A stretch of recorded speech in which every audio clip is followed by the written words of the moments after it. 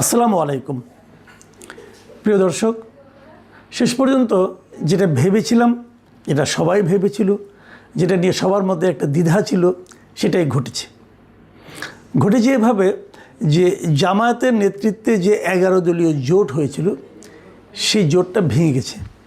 সেখান থেকে বেরিয়ে গেছে আমার বিবেচনায় সবচেয়ে বড় একটা অংশ, সেটা হলো ইসলামী আন্দোলন বাংলাদেশ। মানে চরমনায়ের পীর সাহেবের নেতৃত্বে যে দলটা ছিল ইসলামী আন্দোলন বাংলাদেশ, যাদের নির্বাচনী প্রতীক হচ্ছে হাত পাখা, তারা আর সেই দলে নেই।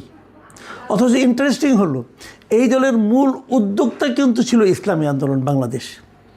তারা বলেছিল, তাদের মূল যে থিওরিটা ছিল সেটা হলো ইসলামের নামে যে দলগুলো আছে, মানে ইসলাম নামধারী যে দলগুলো আছে সারা দেশে, তাদের যে ভোটগুলো, মানে বাংলাদেশের অনেক জায়গায় কিন্তু আছে যে কিছু লোক আছে, ভোটার আছে, যারা নাকি মুসল্লি ধরনের, ইমানদার ধরনের, পরহেজগার ধরনের লোকজনকে ভোট দিতে চায়। এই যে ইসলামী দলগুলো আছে, এগুলো কিন্তু অনেকগুলো দল, ইসলামী দল, যেমন ধরুন খেলাফত আন্দোলন, বাংলাদেশ খেলাফত আন্দোলন, কি খেলাফত মজলিস, এরকম অনেক দল, নিজামে ইসলাম পার্টি, ইসলামী আন্দোলন বাংলাদেশ, জামাতে ইসলাম, এরা সবাই কিন্তু ইসলামের কথা বলে। কিন্তু তাহলে কোনটা আসল ইসলাম, এটা নিয়ে কিন্তু বিতর্ক থাকতে পারে। আপনি জীবনেও মিলাতে পারবেন না যে কোনটা আসল ইসলাম। সবারই নিজ নিজ কিছু যুক্তি আছে। এক পক্ষ আরেক পক্ষকে বলে যে ওইটা করলে পরে তুমি কাফের হয়ে যাবে, তোমার ঈমান নষ্ট হয়ে যাবে, এগুলো বলাবলি করে। কিন্তু এত তাত্ত্বিক আলোচনা না যেয়েও এটুকু আপনি বলতেই পারেন যে দেশে একটা বড় অংশের ভোটার আছেন যারা এত তাত্ত্বিক আলোচনা বুঝতে চায় না। তারা কেবল বুঝতে চায় যে কোন দলগুলোর নামে ইসলাম শব্দটা আছে, এবং তারা মনে করে তারা ইসলামকে আরও সুদৃঢ়ভাবে প্রতিষ্ঠার জন্য অথবা রাষ্ট্রীয়ভাবে ইসলামী শাসন কায়েমের জন্য তারা হয়তো বা কাজ করছে। এই একটা ধারণা থেকে তারা ইসলামী দলগুলোকে ভোট দেয়। এখন যদি এই 7-8টা ইসলামী দল আলাদা আলাদা প্রতীক নিয়ে আলাদা আলাদাভাবে নির্বাচন করে, তখন যে লোকেরা ইসলামী দলকে ভোট দিতে চায় তাদের ভোটগুলো কিন্তু ভাগ হয়ে যায়।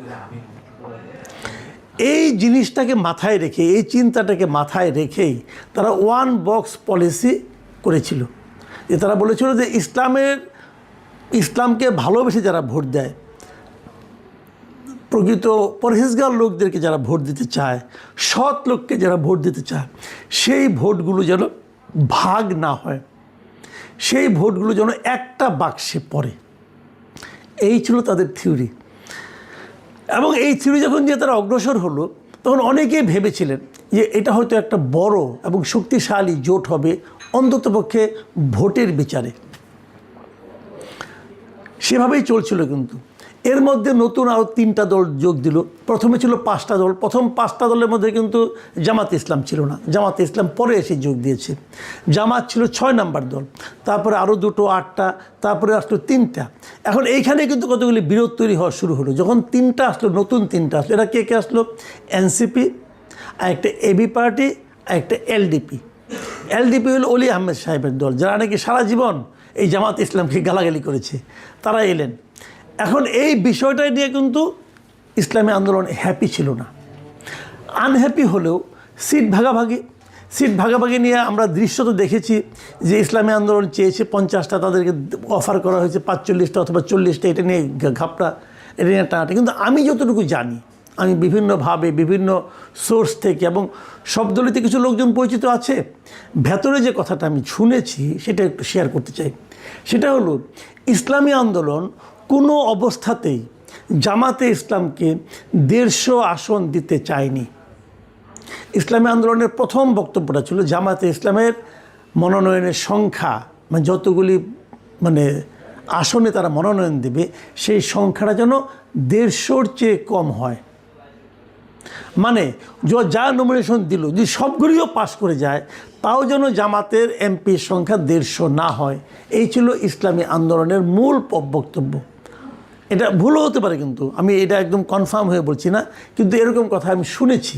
কারণ তাদের বক্তব্য হলো যে যদি জামাতে ইসলাম নিজেই পুরো অন্যদের চেয়ে বেশি হয়ে যায় সবগুলোর চেয়ে, তাহলে সেটা পরবর্তী সময়ে জামাত যে ইসলামের প্রচারণা চালায়, জামাত যে ইসলামের কথা বলে, তার সঙ্গে ইসলামী আন্দোলন এবং অন্যান্য এই দলগুলোর এক ধরনের বিরোধ তৈরি হতে পারে।